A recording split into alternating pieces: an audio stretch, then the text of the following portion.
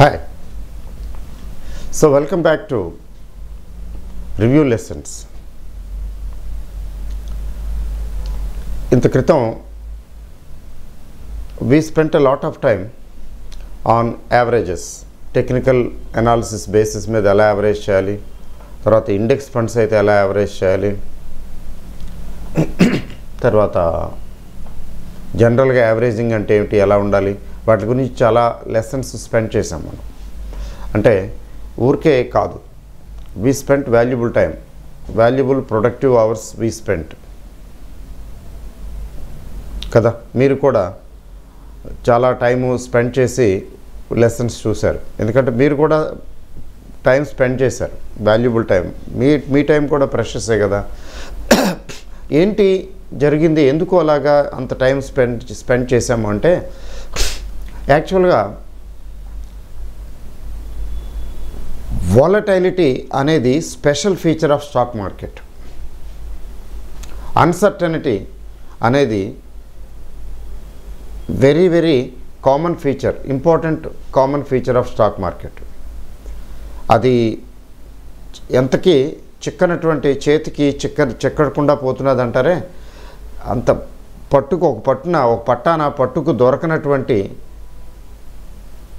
The stock market. మీకు ఈ పాటికి అర్థమై ఉంటుంది, ఎందుకంటే చాలామంది మీరు చాలామంది చాలా ఇన్వెస్ట్ చేశారు. ఓ మార్కెట్ ఏమిటో దాని ఇష్టం వచ్చినట్టు వెళ్ళిపోతున్నది, మనం కొనేమో తగ్గుతాయి, పెరిగినాయేమో కొనలేకపోయామని ఆలోచిస్తున్నాము. రకరకాల డిఫరెంట్ యాంగిల్స్లో ఏంటి చేస్తే మనకి లాభాలు వస్తాయి, ఒక పక్కన చూడబోతే స్టాక్ మార్కెట్లో డబ్బులు బాగా వస్తాయంటారు. ఇదేంటి, నాకేంటి, నేను కొన్నవి రెడ్లో ఉన్నాయి, ఇట్లా రకరకాలుగా చాలా తర్జన భర్జనలు పడుతూ ఉంటుంటారు, ముఖ్యంగా బిగినింగ్ స్టేజ్లో, లెర్నింగ్ స్టేజ్లో. అంటే కన్ఫ్యూజన్.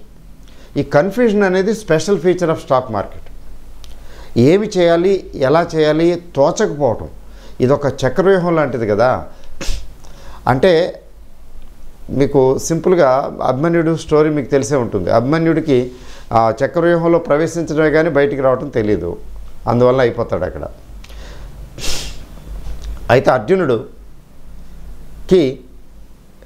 చక్రవ్యూహం అంటే పద్మవ్యూహం అంటాం కదా, ఆ పద్మవ్యూహంలోకి ఎంటర్ అవ్వటం, ఎలా బయటికి రావాలో రెండూ తెలుసు.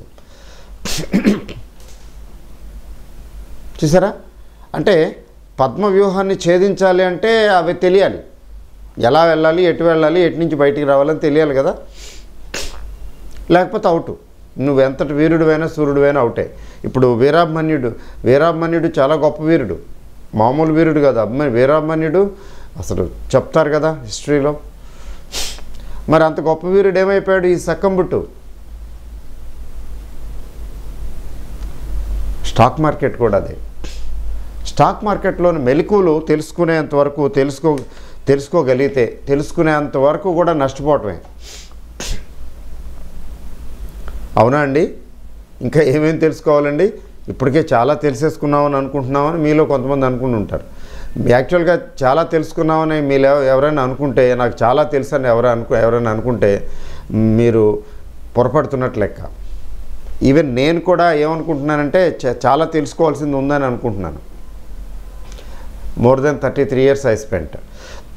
అయితే ఎక్కువ తెలుసుకోకుండా షార్ట్ కట్ లేవండి, ఏదైనా సింపుల్ మోటా విధానం ఏం లేదండి. అంటే చూడండి, భగవంతుణ్ణి చేరుకోవటానికి చాలా మార్గాలు ఉన్నాయంటారు. రాజయోగం అంటారు, తపస్సు అంటారు, లేకపోతే ఇంకోటి అంటారు. ఒక్కొక్కరైతే సింపుల్గా దేవుడు భక్తి దేవుడు అని భక్తి పదంలో భక్తితోటే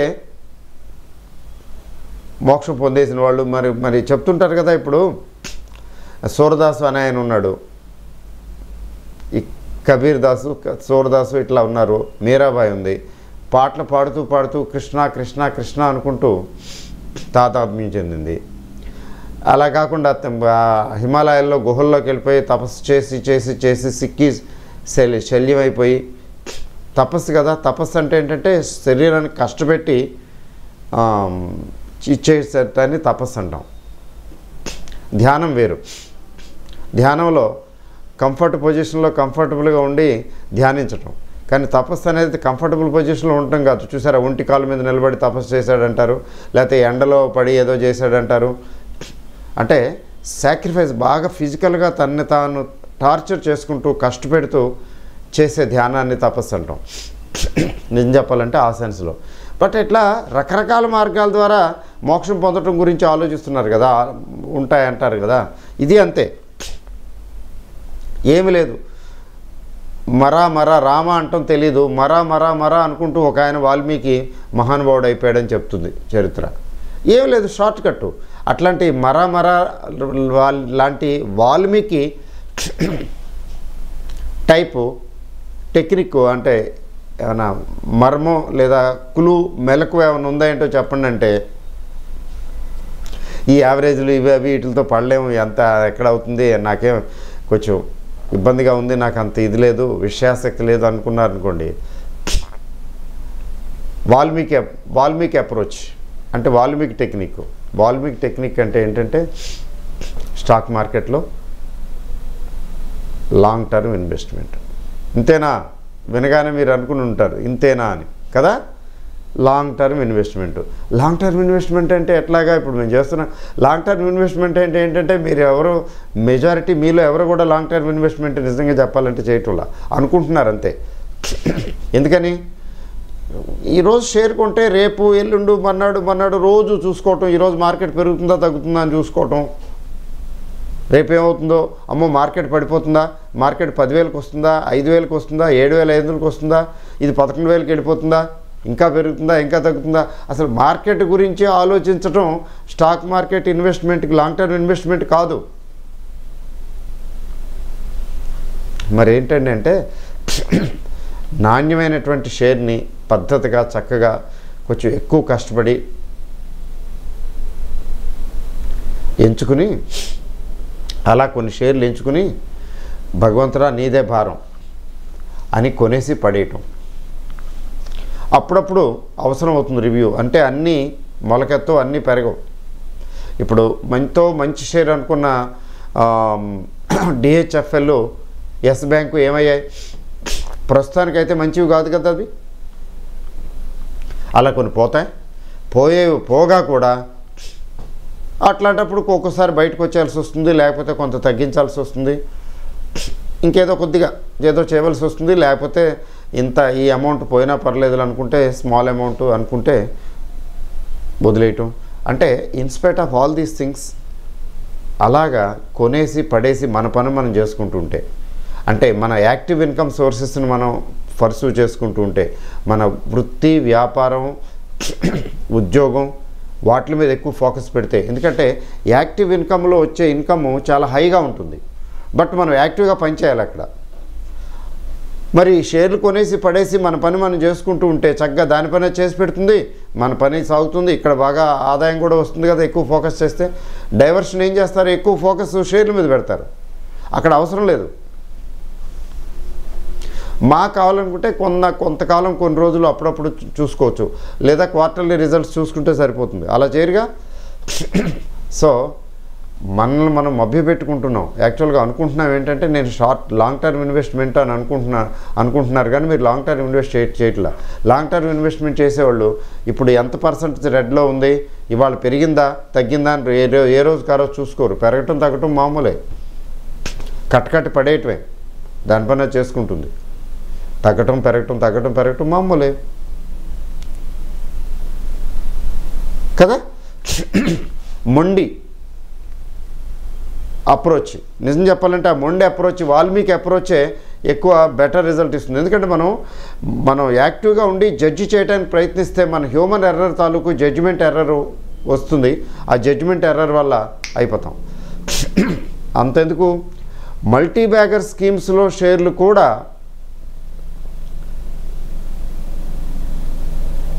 ఇన్వెస్ట్ చేస్తూ సార్ ఇది పెరిగింది అమ్మంటారా, ఇది తగ్గింది ఇది ఏం చేయమంటారు, ఎగ్జిట్ అయిపోవాలా అని అడుగుతుంటారు. అటు మల్టీ బ్యాగర్ స్కీమ్ అంటే ఏంటి? Long term, more than 7 years, 10 years and above ఆలోచించాలి. మధ్యలో కొంచెం రివ్యూ చేసుకోవాలి ఎలాగో ఎక్కడైనా తేడా వస్తే. మరి అలా కాకుండా మరి మల్టీ బ్యాగర్స్ స్కీమ్లో ఉన్న వ్యక్తులు కూడా ఈ విధంగా ఆలోచిస్తే కామన్గా నార్మల్గా ఏదో జస్ట్ నేర్చుకుంటాను, షేర్ మార్కెట్ గురించి ఇన్వెస్ట్ చేస్తాను, ఇందులో డబ్బులు సంపాదిస్తాను అనుకునే వాళ్ళ పరిస్థితి ఏంటి అంటే, కామన్గా మనకు నచ్చనిది యాక్చువల్గా మనం చేయవలసింది ఏంటంటే ఇన్వెస్ట్ అండ్ ఫర్గెట్. అది మన మనసు ఒప్పుకోదే. కషాయం చేదుగా ఉంటుంది. కషాయం తాగితే మన చిన్నతనంలో కషాయం అంటుంటారు. ఇప్పుడు ఆ కషాయం గురించి ఎవరు మాట్లాడరు, ఎవరు తీసుకోరు కూడా. మా చిన్నతనంలో అయితే ఆముదం బాగా వేడి చేసి పట్టేసేవాళ్ళు తెల్లారుజాము లేపి. ఇక ఆముదం పట్టేస్తే ఏమవుతుంది, మొత్తం పాసనాలు వెళ్ళిపోవటం. అప్పుడు ఓపెన్ కదా, ల్యాబొరేటరీస్ అవన్నీ ఉండేవి కాదు కదా, మరుగుదొడ్లు ఫెసిలిటీ లేదు. మరి ఇప్పుడు ప్రపంచం మారిపోయింది, అన్నీ మారిపోతాయి కదా. బట్ ఏంటి ప్రాక్టికల్గా ఇప్పటికే ఆ క్రూడ్ మెథడ్ పనిచేస్తుంది. ఏది? Invest and forget. మనం ఆ పని చేయలేము కదా, చెయ్యము కదా. అందుకని ఈ అవస్థలు. ప్రాక్టికల్గా చెప్పాలంటే కషాయం తాగితే రోగం కుదురుతుంది అని అంటూ ఉండేవారు. ఇప్పుడైతే ఆ కషాయం పద్ధతులు లేవనుకోండి. ఏంటి కషాయం అంటే ఏంటంటే, కషాయం అంటే బై ఇట్స్ వెరీ నేచరు ఏంటోగా చేదుగా ఏంటోగా ఉంటుంది, మనం తీసుకోవడానికి అనువుగా ఉండదు. మీరు వినే బొప్పాస్కాయ అంటే పపీతా అంటారు కదా, ఇంగ్లీష్లో పాపాయ అంటారు. ఈ పాపాయ మీరు వినే ఉంటారు కదా. బొప్పాస్కాయ ఆకులు ఆ రసం తాగాలంటారు. మిక్సీలో వేసి బాగా రసం చేసుకుని ఆ రసం తాగమని. ఒకసారి ఎప్పుడైనా తాగి చూడండి ఎలా ఉంటుందో. ఒక గుక్క కూడా లోపలికి వేసుకోలేరు.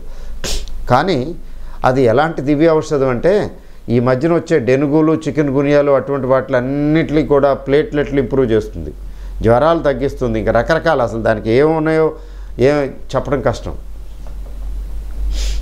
ఇలా చాలా ఉన్నాయి. కానీ చేదుగా ఉంటుందే. ఏమండి, ఈక్విటీ ఇన్వెస్ట్మెంట్ కూడా చేదు కషాయం లాంటిది. ఏది? ఈక్విటీలో long term investment. Long term investment అనేది చేదు కషాయం లాంటిది. అది ఎవరు తీసుకోరు, తక్కువ మంది తీసుకుంటారు. ఎవరైతే తీసుకుంటారో వారికి పరంపద సోపాన పటమే. షార్ట్ పీరియడ్లో షార్ట్గా వచ్చేయాలి డబ్బులు, డబుల్ అయిపోవాలి, ట్రిపుల్ అయిపోవాలి, ఆ యాటిట్యూడ్తో ఉంటారు. న్యాచురల్.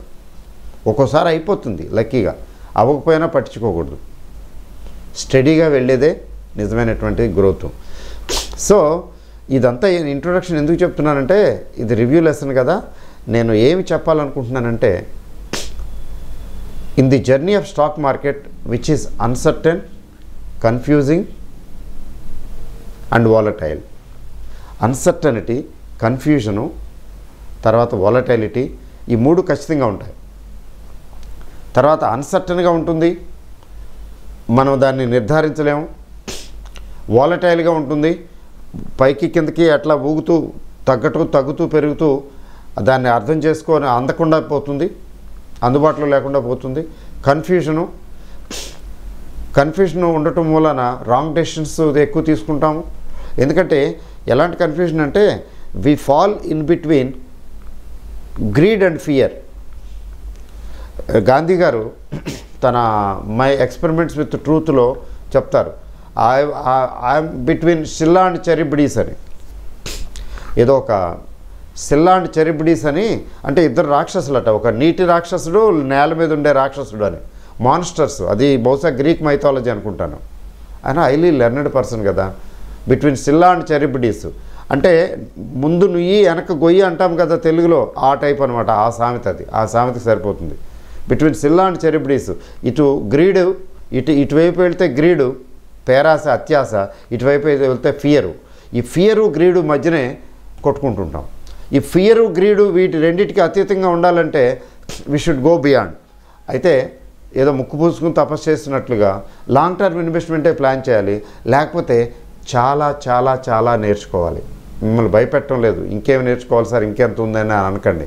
ఈ నేర్చుకోవటం యాక్చువల్గా పాఠాల ద్వారా కంటే కూడా ప్రాక్టికల్గా చూస్తూ ఎక్కువ నేర్చుకుంటాం. అయితే వాటికి ఇక్కడ మీకు బేస్ పడుతున్నది లక్కీగా. I'm very happy, God has given me an opportunity to speak before you. ఏదో మన భాషలోని మన వాళ్ళకి ఆ అనుభవాన్ని రంగరించి చెప్పడానికి, 4 ముక్కలు చెప్పడానికి, గబగబ మాట్లాడేయడానికి ఆ భగవంతుడు నాకు ఈ అవకాశం ఇచ్చాడు. అందువల్ల నేను పడిన పాటలు మీరు పడకుండా ఉంటే సరిపోతుంది. అయితే ఆ రూట్ లాంగ్ టర్మ్, ఇంకేం లేదు. ముక్కు మూసుకుని తపస్సు లాంటిది. అంటే ఏమాత్రం మనం యాక్టివ్గా ఉండక్కర్లేదు. రెండవ రూట్ ఏంటి? ఇందులోని మెలకువలన్నీ నేర్చుకోవాలి, తెలుసుకోవాలి. ఈ మెలకువలన్నీ నేర్చుకోవటంలో ఒకటి, ఈ అన్సర్టనిటీని, వాలటైలిటీని, కన్ఫ్యూజన్ని ఐరన్ అవుట్ చేయడానికి, బ్యాలెన్స్ చేయడానికి పనికొచ్చే టూల్ ఏంటంటే యావరేజింగ్. అందుకే నేను ఎవరో చెప్పలేదు, నేను సొంతంగా కాయిన్ చేసినటువంటి టెర్మినాలజీ ఇది. Averaging is the 9th wonder.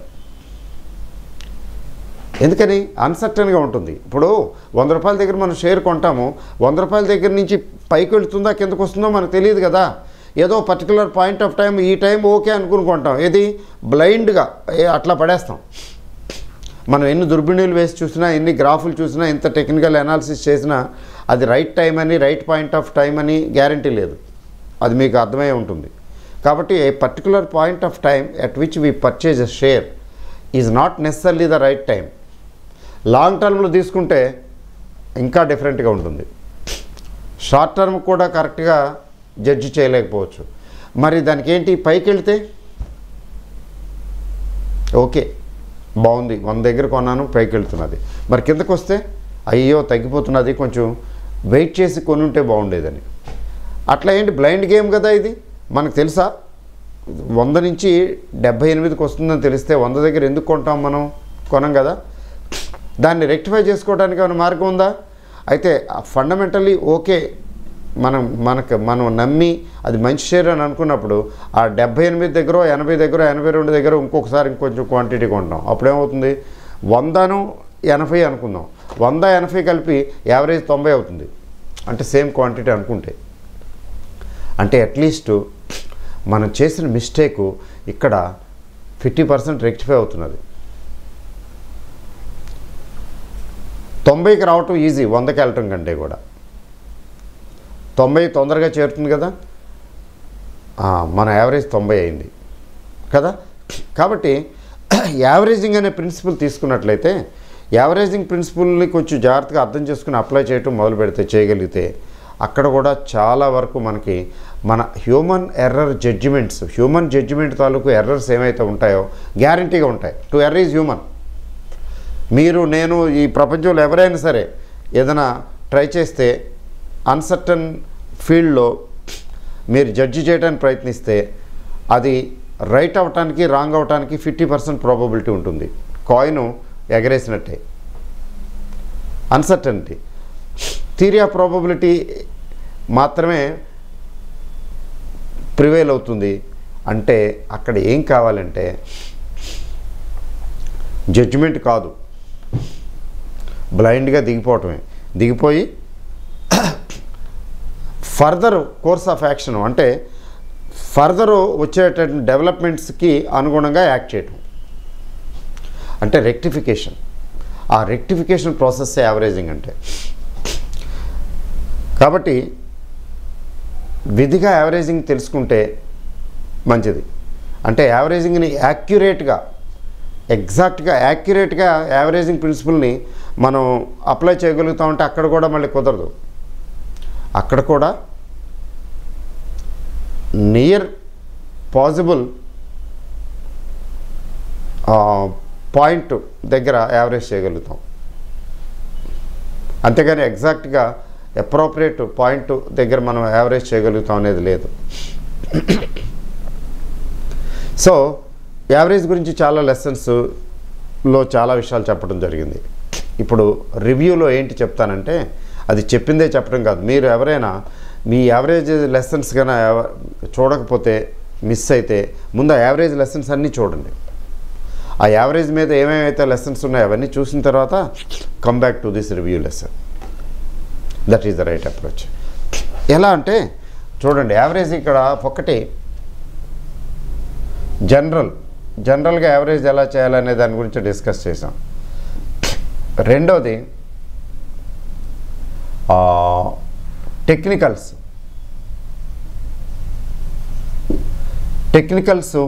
లేదా గ్రాఫ్లు చార్ట్లు చూసి దాన్ని బట్టి యావరేజ్ చేయటం గురించి కొంచెం డిస్కస్ చేసాం. తర్వాత స్పెషల్గా, చాలా స్పెషల్గా averaging in the case of index funds. వీటి గురించి మనం డిస్కస్ చేయడం జరిగింది. వీటి గురించి మరొకసారి కొంచెం బ్రీఫ్గా, కొంచెం షార్ట్ కట్ వేలో చెప్తాను. అవి చదువుతూ, అవి చూస్తూ, వాచ్ చేస్తూ తర్వాత ఈ వీడియో కూడా చూడండి. అన్ని కలిపి you try to form an understanding. But at the same time మీ practical, day to day practical experience, observation, study అక్కడ బాగా ఉపయోగపడుతుంది. Experience has no substitute. బహుశా ఈ వీడియో చూస్తున్న మీలో చాలామందికి నాకు ఉన్న తేడా అదేనేమో, ఆ డిస్టెన్స్ ఏనేమో. అందువల్లనే బహుశా నేను ఇక్కడ నిలబడి మాట్లాడుతున్నాను, మీరు అక్కడ కూర్చుని వింటున్నారు, చూస్తున్నారు. The difference between you and me is the tiny what is known as experience. ఆ ఒక్కటే డిఫరెన్స్. మన మధ్యన ఉన్న దూరం మన ఇద్దరి మధ్యన ఉన్న దూరానికి ఏముంది మధ్యలో అంటే ఎక్స్పీరియన్సే. ఇటువైపు ఎక్స్పీరియన్స్ ఉంది, అటువైపు తక్కువ ఉంది లేదా లేదు, అదే కదా. So experience is the best teacher. ఇది తీసుకుని, ఈ లెసన్స్ తీసుకుని అట్ ది సేమ్ టైం మీరు మీ ఎక్స్పీరియన్స్ని కూడా అక్కడ రంగరించి డే టు డే అబ్జర్వ్ చేసుకుంటూ మీ నాలెడ్జ్ని కన్సాలిడేట్ చేసుకోండి, స్టాండర్డైజ్ చేయండి ఇట్లాంటి సిచ్యువేషన్లు ఎలాగా. Okay, first and foremost thing ఏంటంటే జనరల్గా యావరేజింగ్ ఏంటి చేయాలా అంటే ఏంటంటే ఫస్ట్ మీకు తెలిసిన విషయమే కదా, బ్లైండ్ గేమ్ మార్కెట్లో ఎంటర్ అవటం అంటే బయింగ్ లేదా సెల్లింగ్ అంటే ఇలా నల్లబొట్టు లాగా ఏదో పర్టికులర్ పాయింట్ దగ్గర మనం ఎంటర్ అయ్యాం. We enter a particular script at a particular point. ఇది ఎగ్జాక్ట్లీగా ఈ పర్టికులర్ టైము, ఈ పాయింట్ ఆఫ్ టైంకి, గివెన్ టైంకి ఇది అప్రోప్రియేట్ పాయింట్ ఆఫ్ టైమా? We don't know. ఇక్కడి నుంచి ఇది పైకి వెళ్ళొచ్చు, లేదా ఇక్కడి నుంచి ఇది కిందకి రావచ్చు కదండి. పైకి వెళ్ళొచ్చు లేదా కిందకి రావచ్చు. Because we don't no. మనం చేసేది బ్లైండ్ గేమే. మీరు, నేను, ఎవరు చేసిన స్టాక్ మార్కెట్లో ఇంతకన్నా వేరే వీలు పడదు. ఎవరైనా ఎక్స్పర్ట్ ఉంటే చెప్పండి నాకు ఈ ప్రపంచంలో. నేను కరెక్ట్గా రైట్ పాయింట్ ఆఫ్ టైం చెప్తాను. ఆ టైం దగ్గర గ్యారంటీగా నేను చెప్పిన టైం దగ్గర అది ఎంటర్ అయ్యి నేను చెప్పిన టైం దగ్గర ఎగ్జిట్ అయితే వండర్ఫుల్. ఇంతకన్నా ది బెస్ట్ ఇస్తాను నేనని. యాస్ట్రాలజర్ల వల్ల కూడా కాదు. అంటే నేను యాస్ట్రాలజీని తప్పు పట్టడం లేదు. అంటే యాస్ట్రాలజీ గురించి నాకేమీ నెగిటివ్ ఇదేం లేదు. అంటే నేను చెప్పేది ఏంటంటే ప్రాక్టికల్లీ ఇంపాసిబుల్ అని చెప్పడం. అందుకని ఏం చేయాలంటే యావరేజింగ్. ఇక్కడ ఈ పాయింట్ దగ్గర కొన్నప్పుడు ఇక్కడ నిలవలేదు. మనం ఏమనుకున్నాం, ఇక్కడి నుంచి పైకి వెళ్తుంది అనుకున్నాం. మన అంచనా తప్పింది. Probability, theory of probability 50-50. పెరగటానికి 50% ఛాన్స్ ఉంటుంది, తగ్గడానికి 50% ఛాన్స్ ఉంటుంది. So here we went wrong. అంటే ఏదో పర్టికులర్ పాయింట్ తీసుకుంటాం, ఇక్కడ ఏం చేస్తాం, మళ్ళీ యాడ్ చేస్తాం. ఇక్కడ యాడ్ చేస్తాం, ఇక్కడ యాడ్ చేస్తాం. ఇక్కడ 100 రూపాయలు కొన్న షేరు ఇక్కడ 80 రూపాయల దగ్గర యాడ్ చేస్తే ఇక్కడ యావరేజ్ 90 అయింది. అంటే సమ్వేర్ హియర్ అంటే మనం మిస్టేక్ని ఇక్కడ యావరేజ్ చేసాం. మిస్టేక్ అంటే ఏం లేదు, మనకు తెలీదు. బ్లైండ్ గేమ్ ఇది తెలియదు కాబట్టి ఎక్స్పెరిమెంట్ చేసాం. అందుకని ఏం చేయాలంటారు, మనం ఎప్పుడైనా ఏదైనా షేర్ కొనాలంటే మనం ఎంతైతే ఆ షేర్ మీద ఇన్వెస్ట్ చేయాలో అది ఒక నిర్ధారణ ఐడియా ఉండాలి. ఎంతైతే మనం ఇన్వెస్ట్ చేయాలనుకుంటున్నాం ఆ పర్టికులర్ షేర్ మీద, అందులోంచి సగం మాత్రమే చేయాలి. నన్ను అడిగితే కొత్త వాళ్ళు అయితే, బిగినర్స్ అయితే 1/3 చేయండి అని చెప్తాను. 1/3 కాదులేండి పర్వాలేదంటారా, 50%. మీరు 10,000 పర్టికులర్ స్టాక్లో ఇన్వెస్ట్ చేయాలనుకుంటే ఫస్ట్ ఒక 5,000 చేయాలి. ఏమండి 5,000 ఇక్కడ పెట్టి 100 రూపాయలు పెట్టుకుంటే 120 రూపాయలు అయిపోతే ఆశాభంగం కదండి. ఏంటి 10,000 పెడితే 2,000 వచ్చేది, ఇప్పుడు 5,000 పెట్టడం వల్ల 1,000 రూపాయలు వస్తున్నదే. సారీ, అది 100 రూపాయల షేర్ 80 రూపాయలు రావడానికి కూడా ఈక్వల్ ప్రాబబిలిటీ ఉంది కదా. అంటే విన్నింగ్ అండ్ లూజింగ్ యావరేజ్, ఆ పాజిబిలిటీ ఈ పాజిబిలిటీ రెండింటిని యావరేజ్ చేస్తాం. అందువల్ల నో రిగ్రెట్. తగ్గితే యావరేజ్ చేస్తాం, పెరిగితే ఓకే వదిలేస్తాం. లేదు ఇది పెరుగుతూ పోతుంది, ఇది అంత తేలికైన విషయం కాదనుకుంటే ఎక్కడో ఇంకో చాట ఇంకోసారి కొంటాం. 100 రూపాయల దగ్గర కొన్నాం, 120 దగ్గర కొన్నాం, ఇంకా పెరుగుతుంది, వండర్ఫుల్. అప్పుడు ఏం చేయాలో తెలుసండి, జాగ్రత్తగా వినండి. టు ది పాయింట్ నేను వెళ్ళకపోతే చాలా పెద్ద చాట భారతం అయిపోతుంది. మళ్ళీ లెసన్ రివ్యూ లెసన్ కదా. ఇలా పెరుగుతున్న షేరు మనకు అందకుండా వెళ్ళిపోతుంది, ఇంకా పెరుగుతుంది, నేను ఇంకా ఎక్కువ ఇన్వెస్ట్ చేయాలని అనిపిస్తుంది. అంటే అక్కడ గ్రీడు లైట్గా ఎంటర్ అవుతుంది మైండ్లో. నేను పెట్టిన ఇన్వెస్ట్మెంట్ ఏంటి, అదేంటి, దాని పరిస్థితి, తర్వాత మార్కెట్ న్యూస్ అవి ఇవే ఉన్నాయనుకోండి, ఎట్ ది మోస్ట్ ఇంకొకసారి మాత్రమే యాడ్ చేయండి, పర్వాలేదు. ఇది కూడా రైజింగ్ యావరేజ్ అంటాం. ఇక్కడ ఒకసారి, ఇక్కడ ఒకసారి 100 దగ్గర కొన్నాము, 120 దగ్గర కొన్నాము, మన యావరేజ్ ఇక్కడ 110 అయింది, ఇంకా పెరుగుతుంది. గుర్తుపెట్టుకోండి. ఏం చేయాలంటే ఇక్కడ మళ్ళీ యావరేజింగ్ ప్రిన్సిపల్ అప్లై చేయాలి. అది 120 నుంచి 500 అవ్వచ్చు, 1000 రూపాయలు అవ్వచ్చు, లేకపోతే ఆ 120 నుంచి మళ్ళీ 80కి రావచ్చు కదా. Anything can happen. అక్కడ మళ్ళీ ఏంటంటే యావరేజింగ్ ప్రిన్సిపల్ ఇక్కడ ఏం చేయాలంటే ఈ 120 నుంచి 160 180 ఏదో స్టేజ్కి వెళ్ళింది అనుకోండి, ఏది లెట్ us హోప్. అట్లా వెళ్ళినప్పుడు ఇన్వేరియబుల్లీ ఎక్కడో చోట ఇక్కడ యాడ్ చేసిన ఇదైతే రెండు ఒకటేలేండి, 50% తీసేసి బయటకు వచ్చేయాలి.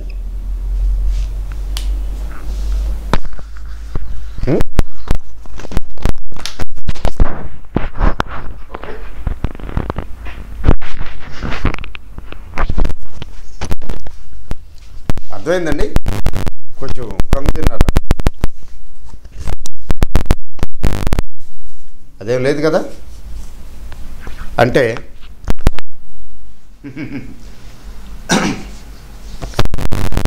ఎందుకని 50% తీసేయాలంటున్నారంటే అలా ఉంచేస్తే ఇంకా పెరిగిపోతే 1000 రూపాయలు అయిపోవచ్చు. 160లో బయటకు వచ్చాను అని చెప్పి డిసప్పాయింట్ అవ్వకూడదు. ఆల్రెడీ 50% ఉందిగా, ఇది వదిలేస్తాం.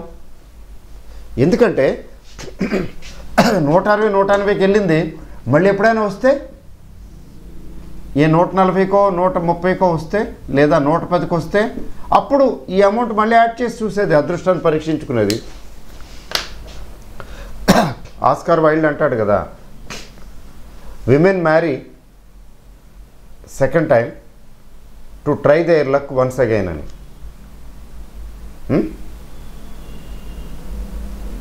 అలాగే మనం ఈ 180 నుంచి మళ్ళీ ఎక్కడైనా వస్తుందో 120 110కి అప్పుడు యాడ్ చేద్దాం తిరిగి ఇంకోసారి. ఎందుకంటే మార్కెట్లో ఎందుకు ఇలా అంటే పెరిగిన ప్రతి షేరు తగ్గక మానదు, తగ్గిన ప్రతి షేరు పెరక్క మానదు. ఎక్సెప్షన్స్ తీసేస్తే ఎంత పెరిగినా, ఎంత పైకి వెళ్ళినా, ఎంత మంచి షేర్ అయినా దానికి ఏదో టైంలోని 6 నెలలు కావచ్చు, 3 నెలలు కావచ్చు, 3 ఏళ్ళు కావచ్చు, మళ్ళీ ఎక్కడో ఏదో గండి కొడుతుంది, కిందకు వస్తుంది, ఎప్పుడో వస్తుంది. పేషెన్స్ కావాలి. ఇంతకీ దిగిరాదేంటి, ఇంతకీ తగ్గట్లేదేంటి, నేను అనవసరంగా అమ్మేశాను అని అనుకోకూడదు.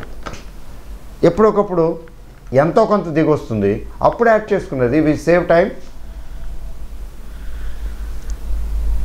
అంటే రైజింగ్ షేర్స్ మీద యావరేజింగ్ ఇట్లా ఒకసారి కంటే ఎక్కువ చేయకుండా ఉంటే మంచిది. పద్దాగా పెరుగుతుంటే యాడ్ చేసుకుంటూ వెళ్ళటం కొంచెం అగ్రెసివ్ అప్రోచ్. అంత అగ్రెసివ్ అప్రోచ్ అక్కర్లా. పెరుగుతుంది, ఒకసారి కొన్నాము, పెరిగింది, ఇంకా పెరిగిపోద్ది అనిపిస్తున్నది, ఇంకొకసారి కొంటాం, కొని వదిలేయటమే. లక్కీగా పెరిగితే మంచిదే. ఇంకో బాగా పెరిగింది అనుకున్నప్పుడు కొంత తీసేసి అసలు ఒరిజినల్ అమౌంట్ పెట్టుకోవడం, ఇది తీసేయటం ఏదోటి. ఫాలింగ్ షేర్ని ఎన్నిసార్లు ఎవరేజ్ చేయొచ్చు అంటే డిపెండ్స్ ఆన్ ది షేర్ అండి. ఆ షేర్ ఎలాంటిది, హౌ స్ట్రాంగ్ ఫండమెంటల్లీ అనేది చూసుకోవాలి. ఏమండి, మీకు రీసెంట్ సిచ్యువేషన్స్ తీసుకునే ఎగ్జాంపుల్ చెప్తే, ఎస్ బ్యాంకు ఏదో అయిందని గబుక్కుని పడేశారండి. అలాగే DHFL ఒక రోజులో 30-40% పడేశారు కదా. మళ్ళీ అదన్నారు ఇదన్నారు కాదులేండి అన్నారు, కొంచెం 1-2 సార్లు పడేసింది, మళ్ళీ కొంచెం రికవర్ అయింది. అయ్యాయి, ఎస్ బ్యాంకు రికవర్ అయింది, డిహెచ్ఎఫ్ఎల్ రికవర్ అయింది.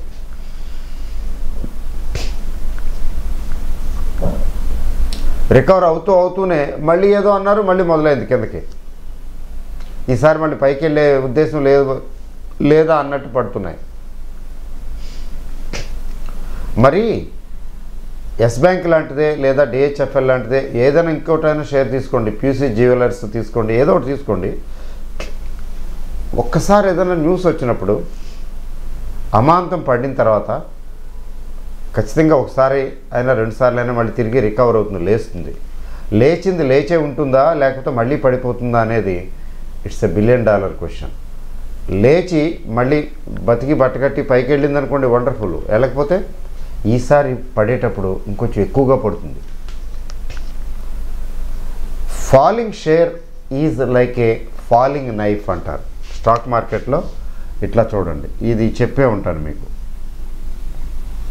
అంటే ఇక్కడ పడింది, ఇట్లా తీసుకున్నాం, ఇట్లా రికవర్ అయినట్టు అయింది, మళ్ళీ పడింది, మళ్ళీ రికవర్ అయింది, మళ్ళీ పడింది. ఏంటిది చెప్పండి?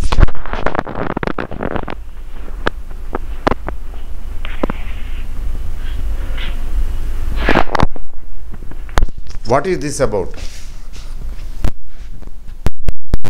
This is a falling knife. మీరు ఎక్కడైనా యావరేజ్ చేస్తారు, ఎంత యావరేజ్ చేస్తారు, ఎంత యావరేజ్ చేస్తారండి? ఇది ఎక్కడికి వెళ్ళి ఆగుతుందో తెలియదుగా. ఆగిన తర్వాత అది ఉంటుందా లేకపోతే అలా చతికిలు పడే ఉంటుందా? అలా చతికిలు పడి ఉంటే మన పరిస్థితి ఏంటి? ఆ తర్వాత తగ్గట్లా అక్కడే ఉంది, మన పరిస్థితి ఏంటి? లేదా కొద్దిగా వెళ్ళినట్టు వెళ్ళింది, మళ్ళీ మామూలే. ఇది మన పరిస్థితి ఏంటి? నమ్ముకుని నానబోసుకున్నట్టు. కాబట్టి ఈ ఫాలింగ్ నైఫ్ టైపు ఫాలు కనిపించినప్పుడు ఒకసారి ఓకే, పేషెంట్గా వెయిట్ చేయాలి. సెకండ్ టైం యావరేజ్ చేయడానికి 100 సార్లు 200 సార్లు ఆలోచించాలి. బాగా తగ్గింది, let me try my luck. అదే women marry second time. First time Oscar Wilde గారు ఏం చెప్తారంటే, ఉమెన్కి మెన్కి కూడా చెప్పాడండి, విమెన్ మ్యారీ అంటే first time because they are curious. వాళ్ళకి అవుట్ ఆఫ్ క్యూరియాసిటీ పెళ్లి చేసుకుంటారట. పెద్ద జోకు. ఆయన మరీ ఇష్టం వచ్చినట్టు మాట్లాడతాడండి. And they marry second time to try there luck once again. అలాగే సెకండ్ టైం యావరేజ్ కూడా సెకండ్ మ్యారేజ్ లాంటిది. ఒకసారి యావరేజ్ చేసిన తర్వాత దాని రోగం కుదరకపోతే సెకండ్ టైము యావరేజ్ చేయవలసి వస్తే రెండో పెళ్లి చేసుకుంటున్నప్పుడు ఎంత ఆలోచించాలో అసలు ఆ ఎక్స్పీరియన్స్లో ఎవరికి ఉండవులేండి. జస్ట్ ఊరికే చెప్తున్నాను. రెండోసారి దాకా ఆలోచించను అనుకోండి, చెప్తున్నా ఊరికే కంపేర్ చేస్తున్నాను. రెండోసారి పెళ్లి చేసుకోవడానికి ఎంత ఎక్కువ సార్లు ఆలోచించాలి కదా, ఆలోచించాల్సి వస్తుంది కదా, సహజంగా అనుకోవాలి. అలాంటిదే సెకండ్ టైం యావరేజ్ అనేది, సెకండ్ మ్యారేజ్ లాంటిది. 1-10 సార్లు ఆలోచించుకోవాలి. అది మెన్ గురించి కూడా చెప్తాడు ఆయన. ఆయన ఏం చెప్తాడంటే, men marry because they are tired. వాళ్ళు ఎందుకు పెళ్లి చేసుకుంటారు మగవాళ్ళు అంటే, మగవాడు ఎందుకు పెళ్లి చేసుకుంటారంటే వాళ్ళు అలసిపోయారని, they are tired of life అని. ఏదో అలసట వల్ల బికాస్ దే ఆర్ టైర్డ్ అట, అందుకనే జత కావాలనుకుంటారట. And they marry second time, they marry again or second time. Men గురించి చెప్తాడు, out of respect for their first wife అట. ఫస్ట్ వైఫ్ మీద ఉన్నటువంటి రెస్పెక్ట్ కొద్దీ సెకండ్ టైం పెళ్లి చేసుకుంటాడట. మరీ చూసారా ఎంత గట్టిగా కొడుతున్నాడో, చాలా వ్యంగ్యంగా సెటైరికల్గా చెప్తాడు ఆయన. అట్లానే యావరేజ్ ఎప్పుడు కూడా సెకండ్ టైంకి వచ్చేటప్పటికి 100 సార్లు ఆలోచించాలి. జనరల్గా చేయకూడదు. చేయవలసి వస్తే చాలా సీరియస్గా ఆలోచించి, లేదు ఖచ్చితంగా చేయాల్సిందే అని చెప్పి అనుకుని చేయాలి తప్ప అదే పనిగా చేయకూడదు. మీకు ఈ మధ్య రీసెంట్గా చూడండి, మీకు ఎగ్జాంపుల్ చెప్తాను. Deepak fertilizers. Deepak fertilizers is a very strong share, అందులో డౌట్ ఏం లేదు. And it has consistent track record. గొప్పగా గ్రోత్ ఇవ్వలేదు కానీ బాగానే వచ్చింది. అయితే ఈ మధ్యకాలంలో కొంచెం అనుకోకుండా 480 470 రూపాయల షేరు 300 రేంజ్కి వచ్చేటప్పటికి ఓకే అట్రాక్టివ్గా ఉంటుంది కదా, ఎంటర్ అవ్వటం జరిగింది. 380 360 చాలామంది ఎంటర్ అయ్యారు. నిజానికి ఈవెన్ ఐ బాట్. మరి అది నిలవక రికవర్ అవుతూ తగ్గుతూ ఈ రోజుకి 160 150 రేంజ్కి వచ్చింది. 480 రూపాయల షేరు 160 రూపాయలకి వచ్చిందంటే అక్కడ ఉంటుందనేం లేదు. 120కి వస్తే ఫర్ ఎగ్జాంపుల్ 480 రూపాయల షేరు 120 రూపాయలకి వస్తే ఇన్వెస్టర్ వెల్త్ ఏమైందండి? 1/4 అయింది. అంటే 75% పోయినట్టే కదా. కోర్స్ మనలో ఎవరు 480 వారు ఉండుంటారు. లాంగ్ టర్మ్ ఇన్వెస్టర్స్ ఉండుంటారు. 20లో 30లో 50లో 150 దగ్గర కొన్నవాళ్ళు, 150 దగ్గర కొన్నవాళ్ళకి ఇవాళ కూడా లాస్ ఏం లేదు, అయితే వచ్చిన లాభం అంతా పోయిందని కనపడుతుంది. మధ్యలో డివిడెండ్లు అవి బాగానే ఇస్తుంది కంపెనీ. డివిడెండ్లు అవి తీసుకున్నారు అంతే. డివిడెండ్లే దక్కుడు ప్రస్తుతానికి అనుకుంటారు. ఇప్పుడు ఎగ్జిట్ అవ్వకపోతే మళ్ళీ మంచి రోజులు వచ్చినప్పుడు మళ్ళీ పికప్ అవుతుంది. That's a different story. మీరు ఇట్లా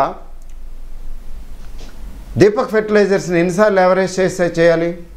ఒకసారి చేస్తే చాలు. At the most second time. ఎందుకంటే లాంగ్ 8 months పీరియడ్లో 7 months 8 months పీరియడ్లో తీసుకుంటే అలా సుదీర్ఘ చరిత్రలో అలా తగ్గుతూ వచ్చింది. సార్ ఇంకొకసారి ట్రై చేస్తానని చేయటం అది వేరే. ఇది ఎస్ బ్యాంక్ లాగా కాదు. అంటే అఫ్కోర్స్ దీనికి కూడా ఇన్కమ్ ట్యాక్స్ రేట్స్ అవి అన్నారు, అవన్నీ ఏం కాదులేండి. సో ఎస్ బ్యాంక్ లాగా ప్రత్యేకించి స్పెషల్గా ఏం లేదు కాబట్టి, బ్లెమిష్ లేదు కాబట్టి okay at the most 2 times. మరి 2 సార్లు మించి యావరేజ్ చేస్తే, నాకు మిత్రులు ఒక ఆయన ఉన్నారు, చాలా పెద్ద ఆయన, దగ్గర నా వయసు ఉంటుంది, లేదా నాకన్నా కొంచెం చిన్న వయసు ఉంటుంది. మరి ఆయన పోర్ట్ఫోలియో లక్షల్లోనే ఉంటుంది. 1 కోటి రూపాయలు ఉండొచ్చు, బహుశా 1 కోటి రూపాయలకి అటు ఇటుగా ఉండొచ్చు. అప్పుడప్పుడు కాన్వర్జేషన్ జరుగుతుంటుంది. అప్పుడు ఆయన ఫోన్ చేస్తుంటాడు, చాలా పెద్ద ఆయనే. కోర్స్ నా గ్రూప్కి సంబంధించిన ఆయనేం కాదు, జనరల్ యూట్యూబ్ వేరే. అయితే ఆయన ఎట్లా అంటే మొండి బండ షేర్లు కూడా కొనేయగలడు.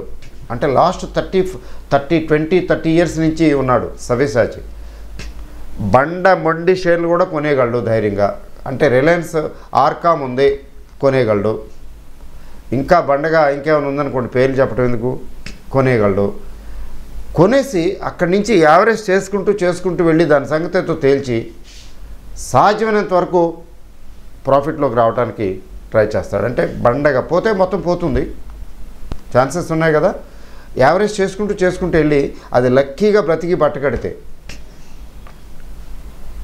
నిలబడితే బయటకు వచ్చేస్తాడు. He makes profit or at least he will recover his money happy. అంటే డై హార్డ్ అప్రోచ్. అది రాంగ్ అని రైట్ అని నేను అంటూ లేదు. ఇలాంటివి నేను చేశాను ఎక్స్పెరిమెంట్లు. నేను చేసిన ఎక్స్పెరిమెంట్స్ అట్లా చెప్పాల్సి వస్తే ఈ వీడియోలు సరిపోవు. నాకు షుగరు ఏంటి, రానా షుగర్స్, వెరీ గుడ్, గుర్తుకొచ్చింది లక్కీగా పేరు. ఆ రానా షుగర్స్ దాంట్లో 10-11 రూపాయల దగ్గర ఎంటర్ అవడం జరిగింది. 15 దాకా కూడా వెళ్ళినట్టుంది. 2 అకౌంట్లో ఒక అకౌంట్ ఏమో ప్రాఫిట్స్ బుక్ చేసి వదిలేసి 2 అకౌంట్లో అలా వదిలేయటం జరిగింది. ఏంటో చూద్దామని.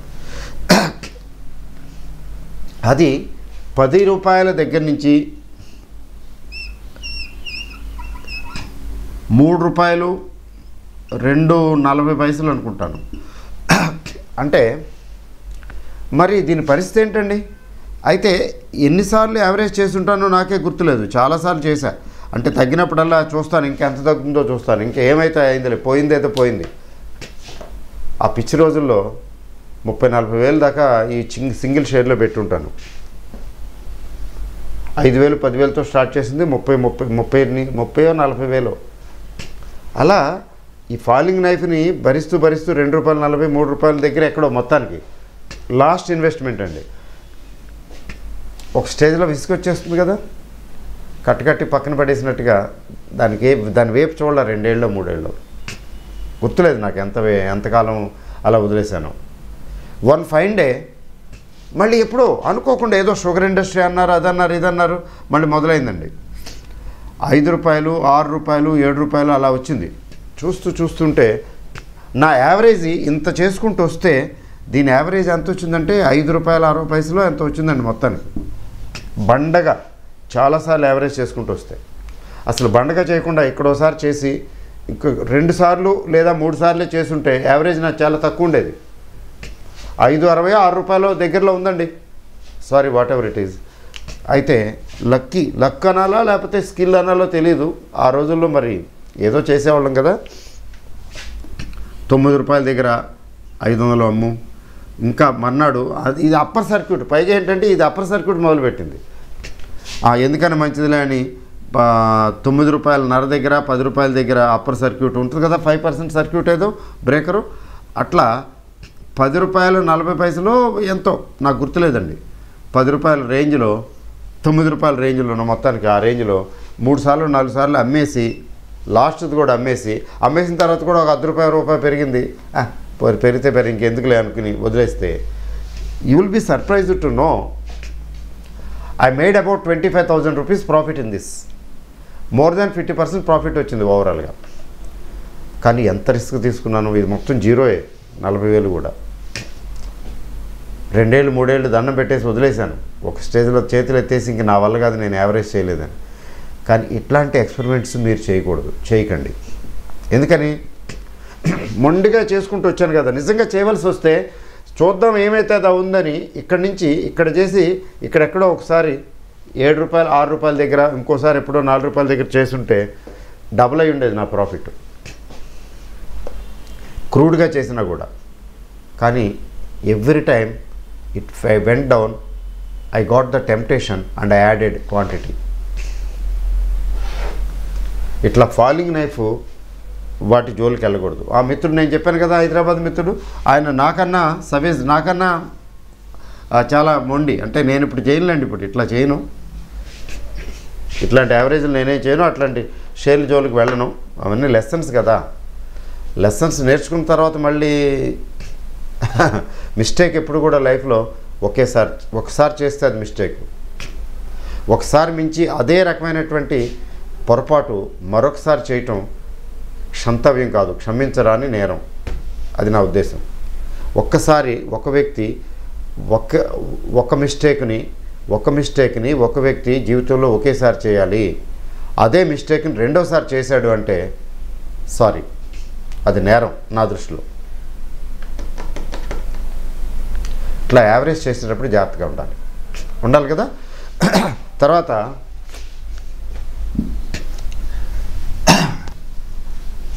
టెక్నికల్ అనాలిసిస్ అంటే టెక్నికల్గా గ్రాఫులు చూసుకుని యావరేజ్ చేసేది ఎలాగ.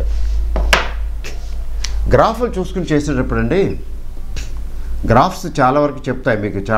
గ్రాఫ్స్ చదవటం తెలిస్తే దీనికి ఎక్కువ టైం పడుతుంది. అయితే గ్రాఫులు చూసి చేసినంత మాత్రాన మనకి వచ్చేస్తుంది, మనం సక్సెస్ఫుల్గా చేయగలుగుతామంటే గ్యారంటీ లేదు.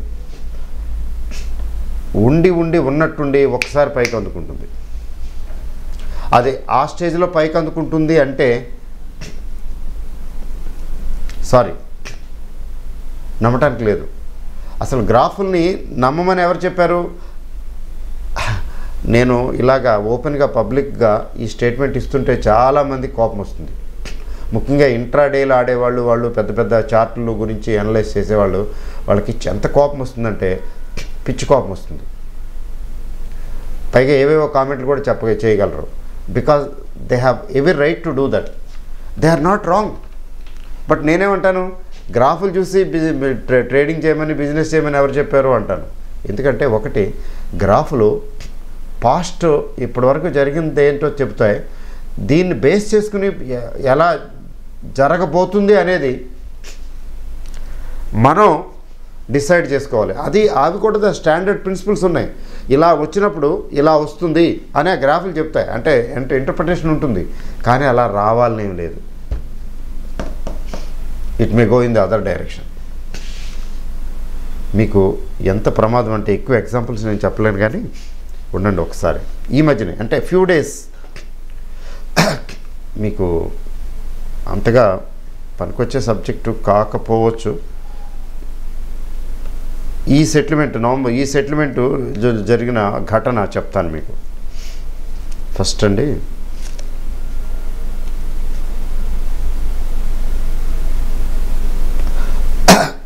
గ్రాఫ్లు ఎట్లా ఉంటాయి, హౌ గ్రాఫ్స్ కెన్ బిలై. ఈ గ్రాఫ్స్ టెక్నికల్ అనాలిసిస్ తీసుకునే కదా చెప్తారు. మీకు ఇంత ఇవ్వండి, మీరు 1-2 సార్లు చూడండి, మీకు లాభాలు వస్తేనే మాకు ఇవ్వండి, మేము ఇవి చెప్తాము, ఏం కొనాలో ఎప్పుడు కొనాలో చెప్తాము, మీకు లాభాలు వస్తాయి. ఎమ్మడి పడుతుంటారు, ఫోన్లు చేసేస్తుంటారు, మెసేజ్లు పెడుతుంటారు. మన నంబర్ వాళ్ళకి దొరికిందంటే అవుట్. వాళ్ళే కాదు, మనం ఎక్కడైతే ఓపెన్ చేసాం అకౌంట్, పెద్ద పెద్ద బ్రోకరేజ్ సంస్థలు కూడా చేస్తుంటాయి పనులు. అంటే వాళ్ళు సిన్సియర్గా అనుకుని చెప్తారు. మన బ్రోకరేజ్ ఏది బిగ్ బ్రోకరేజ్ హౌసెస్ అయితే, మీ మోతీలాల్ ఓస్వాలో, ఐసిఐసిఐ, లేకపోతే హెచ్డిఎఫ్సిఓ, ఎస్బీఐ ఈ టైప్ వాళ్ళు అనుకోండి, మనల్ని మిస్లీడ్ చేయడానికి కాదు కానీ సిన్సియర్గా అనుకునే చెప్తారు. బట్ అవి గ్యారంటీకి వర్కౌట్ అవుతాయా? అదేం లేదు కదా. మీకు చెప్తాను చూడండి, ఇప్పుడే మీకు గ్రాఫ్ ద్వారా చూపిస్తాను. How graphs can belie. మీరు ఎంత నిష్ణాతులై ఎంత ఎక్స్పర్ట్ అయిన గ్రాఫుల్లో జలకాయ కొట్టేయగలవు గ్రాఫ్లు. నేను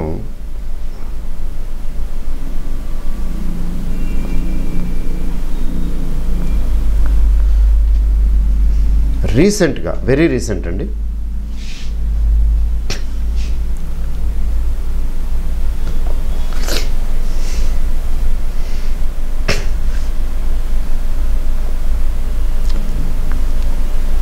ఒక్కసారి చూడండి. ఇది ఈ కంపెనీ పేరండి L&T ఫైనాన్స్ అండి. L&T finance holdings limited.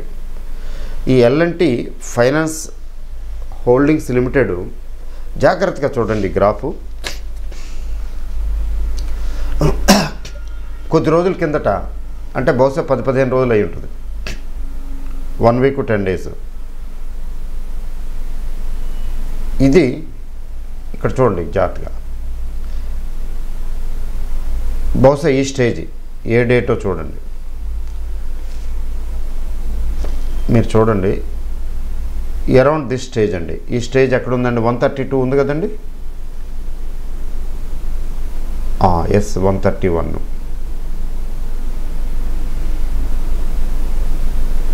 ఆ 130+ చూస్తున్నారండి. ఇది 130+ ఆ రేంజ్లో ఉందండి. నాకు వన్ ఆఫ్ ది బ్రోకర్స్, నాకు ఒక అకౌంట్ ఏమో హెచ్డిఎఫ్సిలో ఉంది, మెయిన్ ప్రైమరీ. హెచ్డిఎఫ్సి వాళ్ళు చేయరు ఎప్పుడు, ఎందుకని చేశారో ఏం చేశారో నాకు తెలియదు. ఒక అమ్మాయి ఫోన్ చేసి, అంటే హెచ్డిఎఫ్సిలో ఈ ఉంటారు కదా, నేను సోన్సో మాట్లాడుతున్నానండి, మీరు ఫ్యూచర్స్ అవి కూడా చేస్తారు కదా. చేస్తాను, తెలుసు కదా, అన్నీ చేస్తాం. మీరు L&T ఫైనాన్స్ షార్ట్ సెల్లింగ్ చేయండి, 130+ అట్లా చెప్పింది. 130+ ఉంది అమ్మాయి చెప్పినప్పుడు. 131 దగ్గర L&T ఫైనాన్స్ ఈ సిరీస్, నవంబర్ సిరీస్కి షార్ట్ సెల్ చేయండి.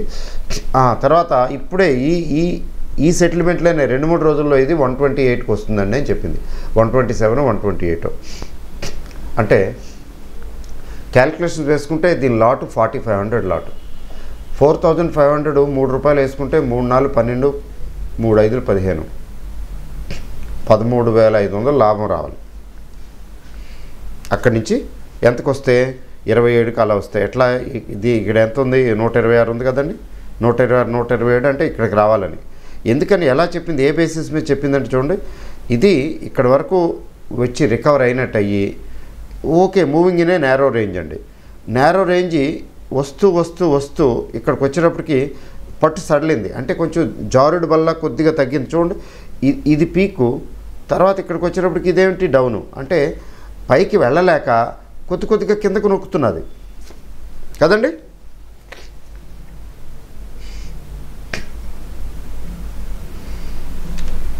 సరే, ఇక్కడ RSI చూడండి, కింద RSI రెడ్లోకి వెళ్ళినట్టు వెళ్ళి కిందకి దిగటం మొదలెట్టింది కదా. కిందకి దిగ మొదలుపెట్టింది, ఇక్కడికి వచ్చినప్పుడు ఇంకా జారింది. ఇంకా జారుతుంటే దాని అర్థం ఏంటి? RSI జారుతుందంటే షేర్ కూడా జారుతుంది కదా. సో టెక్నికల్గా వాళ్ళు ఇంకా చాలా బౌలింగర్ బ్యాండ్స్ అవి ఇవి చాలా ఉంటాయిలేండి. వాళ్ళు అన్ని టూల్స్ ఉపయోగిస్తారు, చాలా టూల్స్ ఉపయోగిస్తారు అనలిస్టులు, మనలాగా కాదు. అన్నీ చేసి ఫైనల్గా చూస్తున్నారు కదా, నేను ఐ టేక్ పొజిషన్ ఇలా చేసి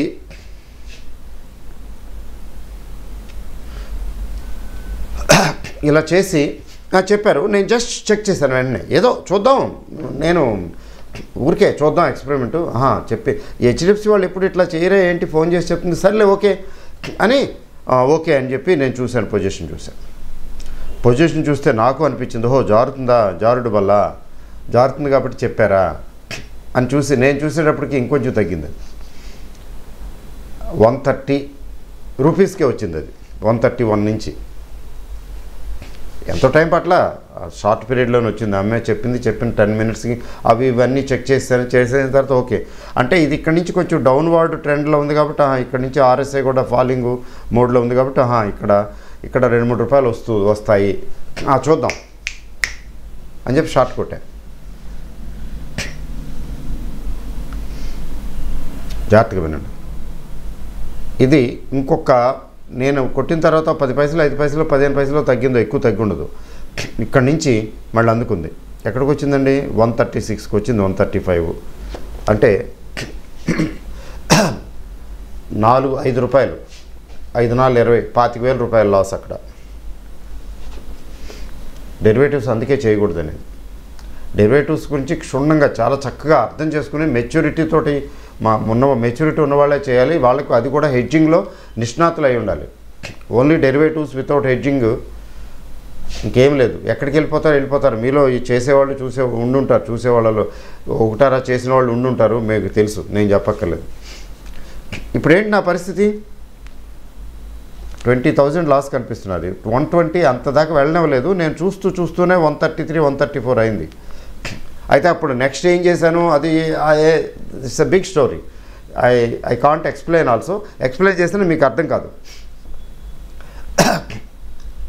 ఏం చేయాలో అన్నీ చేశాను, చాలాగా చేశాను. లక్కీగా ఏంటంటే నా మెథడాలజీ, నా క్యాలిక్యులేషను క్లిక్ అయింది, నా క్యాలిక్యులేషను రైట్ అయింది, అంతకని ఇంకేం లేదు. ఈరోజు సెటిల్మెంట్ క్లోజ్ అయిపోయింది. నవంబర్ సెటిల్మెంట్ సిరీస్ క్లోజ్ అయింది కదా. ఎక్కడుంది ఇది, 145, 144 హైయెస్ట్. అంటే హెడ్జింగ్ చేసి అయితే ఈ టోటల్గా నేనేం చేశాను, ఏవో చేశానులేండి. మ్యాక్సిమం ఒక 15,000-20,000 రూపాయల ప్రాఫిట్తో బయటకు వచ్చా, అంతకని ఎక్కువ రాదు. 144 ప్లస్ దగ్గర 144.30 దగ్గర సేల్ చేసి బయటకు వచ్చి, అంటే నేను ఒరిజినల్గా షార్ట్ సెల్లింగ్ చేసిన వాడిని చివరికి హెడ్జింగ్ చేసి ఏదో చేశానులేండి. అంటే నాకు ఒక 20,000-25,000 30,000 పోవాల్సింది, లేదా స్టాప్ లాస్. లక్కీగా ఆవిడ కంగారులో స్టాప్ లాస్ చెప్తారు నార్మల్గా. స్టాప్ లాస్ నేను ఫాలో అయితే పోయినట్టేగా డబ్బులు. స్టాప్ లాస్ ఏముంది, 2 రూపాయల దగ్గర ఎంతో చెప్తారు స్టాప్ లాస్. 9,000 10,000 పోతుంది అంతే, సింపుల్గా. అరగంటలో వచ్చేసింది ఆ రేటు. స్టాప్ లాస్ వెళ్ళిపోతుంది. 10,000 దండం పెట్టుకోవటమే. తిరుపతి హుండీలో వేసాను రా బాబు 10,000 అనుకోవటమే. It's not a big thing అనుకోండి, 10,000 20,000 అట్లా ఏం కాదు, డిపెండ్స్. బట్ ఇంపార్టెంట్ థింగ్ ఏంటి, గ్రాఫులు నమ్ముకుంటే ఏమవుతుంది చూడండి. అది ఇక్కడ చూడండి జాగ్రత్తగా, తగ్గిందా, ఇంకా తగ్గిందా, ఇక్కడ తగ్గిన తర్వాత అండి అక్కడ బేస్ వేసుకుని ఎలా పెరిగిందండి, 2 రోజుల్లో 10 రూపాయలు పెరిగింది. ఇంకా ఎంత వెళ్తుందో చెప్పలేము, లేదా చిన్న కరెక్షన్ వచ్చి మళ్ళీ వెళ్తుందో. అంటే what I mean to say is, graphs ఎలా ముంచగలవంటే అలా ముంచగలవు. గ్రాఫులు నమ్ముకుని ట్రేడింగ్ చేయటం వెరీ రిస్కీ. లేదండి మేము అలా చేసాం, చాలా సందర్భాల్లో యాక్యురేట్గా వచ్చిందండి, బాగానే వస్తుందండి, మీరు అలా చెప్తున్నారు ఏంటండి, ఇట్లా ఆర్గ్యూ చేసేవాళ్ళు ఉంటారు. వాళ్ళకి దండం పెట్టేస్తాను. అంటే నా 33 years ఎక్స్పీరియన్స్లో నేను నేర్చుకున్నది ఇది, నాకు అర్థమైంది ఇది, వాళ్ళు అర్థం చేసుకున్నది అది. They are also right and I am also right. ఈ ఇంట్రాడేలో ఎందుకు డబ్బులు పోతున్నాయండి, డెరివేటివ్స్లో ఎందుకు డబ్బులు పోతున్నాయండి, ఎక్కువ ఈ గ్రాఫ్ను బేస్ చేసుకుని ఇది ఇక్కడ ఇలా ఉంది కాబట్టి ఇలా అయిపోతుంది అనుకుంటారు. అంటే పీపుల్ ట్రై టు ప్రెడిక్ట్. ఇది అన్ప్రెడిక్టబుల్ స్టాక్ మార్కెట్, అందుకే యావరేజెస్ హెల్ప్ తీసుకోవాలి. సో యావరేజెస్ ఎప్పుడు కూడా యావరేజ్ చేయవలసి వస్తే గ్రాఫ్లు తీసుకుని యావరేజ్ చేయవలసి వస్తే చాలా కాషస్గా ఉండాలి. చేయొచ్చు, ఒకసారి ఎక్స్పెరిమెంట్ చేయొచ్చు. నేను అలా చేస్తుంటాం. ఫర్ ఎగ్జాంపుల్ టీసీపీఎల్ ప్యాకేజింగ్స్ లిమిటెడ్ అని మంచి కంపెనీయే, బ్రహ్మాండం, ఎప్పుడు దిగిరాల. అది అనుకోకుండా ఆకాశం నుంచి దిగి వచ్చినట్టుగా ఒకసారి ఎప్పుడు 500 రేంజ్కి వచ్చింది, 600 రేంజ్కి వచ్చింది, 800 నుంచి అక్కడ చెప్పడం జరిగింది, రికమెండ్ చేయడం జరిగింది. సెకండ్ టైము యావరేజింగే కదా, సెకండ్ టైము యావరేజింగ్ కాకుండా ఒకేసారి ఎప్పుడు కొనిపించం. ఏం జరిగింది? ఓకే, నెక్స్ట్ టెక్నికల్గా 580 దగ్గర మంచి పొజిషన్లోకి వచ్చింది. ఓ వెరీ గుడ్. అంటే నెక్స్ట్ ఇన్స్టాల్మెంట్ చెప్పేసి ఇప్పుడు ఇంకా కొంచెం కొనండి, ఇక్కడ కొనండి 580 అని. అంటే అక్కడి నుంచి యాక్చువల్గా ఏంటంటే ఇంక మళ్ళీ పైకి వెళ్ళిపోవాలి, 650, 700 అండ్ అబోవ్ వెళ్ళిపోవాలి లెక్క ప్రకారంగా. ఆ 580 దగ్గర అక్కడక్కడ ఉన్నట్టు ఉండండి, టప్పును పడిపోయిందండి. అలా పడుతూ లేస్తూ ఈ రోజున 400 చిల్లర, 400, 420. ఏంటి దాని పరిస్థితి?